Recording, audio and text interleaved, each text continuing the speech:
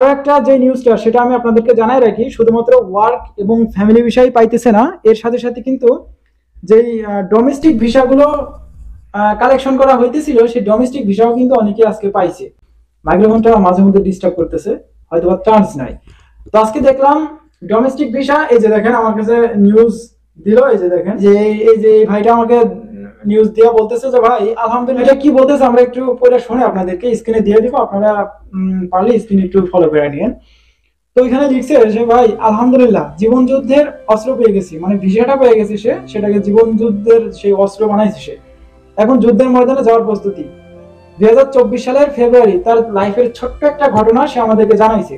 2024 সালের ফেব্রুয়ারির 5 তারিখে ডোমেস্টিক ভিসায় তৈনি শহর থেকে কাগজ ওঠে, হয়তো বা কারো মাধ্যমে সে কাগজটা উঠাইছে। এরপর অ্যাপয়েন্টমেন্ট ডেট পাইতে মে মাসের 18 তারিখ, মানে 18 তারিখে মে মাসের অ্যাপয়েন্টমেন্ট ডেটটা পাইছে। ডিসেম্বরের 12 তারিখ সাদা পাসপোর্ট সংগ্রহ করি, মানে ওই যে রিটার্ন পাসপোর্ট দেয় আর কি, যেটা আমাদের সবাইকে দিছে অলরেডি। এরপর ভিএফএস থেকে অনলাইন চেক করে দেখি পাসপোর্ট সাবমিট করতে বলতেছে। এই যে এই সাবমিটের বিষয়টা অনেকেই দেখি এসএমএস পাইতেছেন না, ইমেল পাইতেছেন না, ফোন কল পাইতেছেন না, কিন্তু অনলাইনে চেক করলে দেখা গেছে পাসপোর্ট সাবমিট করার কথা বলতেছে। হ্যাঁ, এখন কাজের চাপ যেহেতু বেশি, আপনাকে ফোন করতে হয়তো বা লেট হবে, ধরেন 1 মাস 15 দিন পরে আপনাকে ফোন দিবি, তো এর ভিতরে যদি আপনি চেক করে দেখেন যে your passport request to submitted, তো ওইখানে আপনারা চেক করে পাসপোর্ট দিয়ে আসবেন, গ্লোবালে দিয়ে আসবেন, তাদের অপেক্ষা করা লাগবে না, তাদের এসএমএস ফোন কল ইমেইলের কোনো অপেক্ষা করার দরকার নাই, পাসপোর্ট দিয়ে আসবেন, আপনার ভিসা হয়ে যাবে 2-4 দিন। আচ্ছা, এরপরে দেখা গেছে সে লিখছে ডিসেম্বরের 29 তারিখ সাবমিট করি। এই যে এই 2023 সালের ডিসেম্বর, 24 সালের ডিসেম্বর মাসে 29 তারিখে সে সাবমিট করে।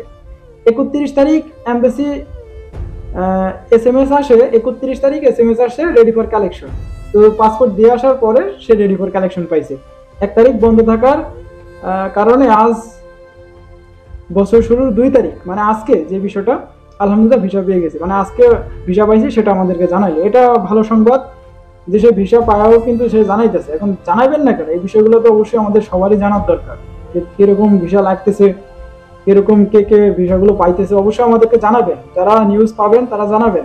দেখেন আপনাদের নিউজটা সবাই দেখতে পারবেন না, শুনতে পারবে না, কারণ আপনারা তো আর ইউটিউবে ভিডিও করেন না, যে এই যে ছোট্টখাটো একটা চ্যানেল আছে, আপনারা ভিডিও করে আপনি মানুষকে জানাইতেছেন যে ভিসা লাগতেছে, তো ওই নিউজগুলো আমাদেরকে দিবেন, আমাদের একটু হেল্প হবে।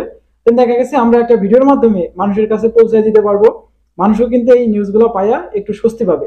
তো এটাই, এর থেকে আর বেশি কিছু না।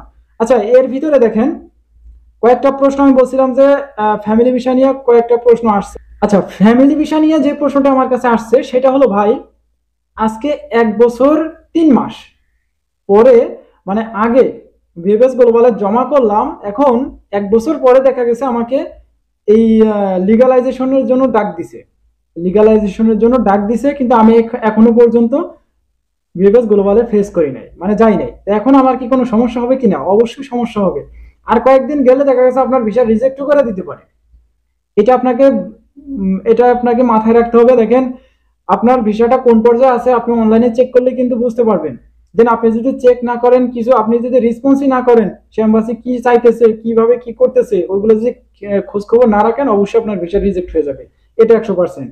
আচ্ছা, ফ্যামিলি ভিসা নিয়ে যদি কোনো প্রশ্ন থাকে অবশ্যই কমেন্ট বক্সে করবেন। আমি তো জানি না আপনাদের কেমন পরিমাণে প্রশ্ন লাগে, কি প্রশ্ন লাগে, কি তথ্য লাগতেছে আপনার, সেটা তো আমি জানি না। আচ্ছা, যাই হোক, আপনারা ফ্যামিলি ভিসা নিয়ে যদি কোনো প্রশ্ন থাকে ভিডিওর কমেন্ট বক্সে করে যাবেন, আমি আগামীকাল একটা ভিডিও দেওয়ার চেষ্টা করব। তো যাই হোক, আজকে গুড নিউজ, অবশ্যই একটা গুড নিউজ। আগামীকাল শুক্রবারে এম্বাসি বন্ধ, শনিবার বন্ধ, আবার রবিবারে খোলা থাকবে। আজকে রেডি ফর কালেকশন পাইছে অনেক, সরাসরি রেডি ফর কালেকশন পাইছে, পাসপোর্ট সাবমিট করার জন্য এসএমএস পাইছে। তো এগুলো আবার দেখা গেছে রবি সোমবারের দিকে আবার কালেকশন হবে। অবশ্যই রবি এবং সোমবারে একটা গুড নিউজ আপডেট ভিডিওতে দেখা হবে। ততক্ষণ পর্যন্ত আপনারা সুস্থ থাকবেন, ভালো থাকবেন। মজুমদার ফ্রম ইটালিয়ান ইউরোপ এই ইউটিউব চ্যানেলের পাশেই থাকবেন। আল্লাহ হাফেজ।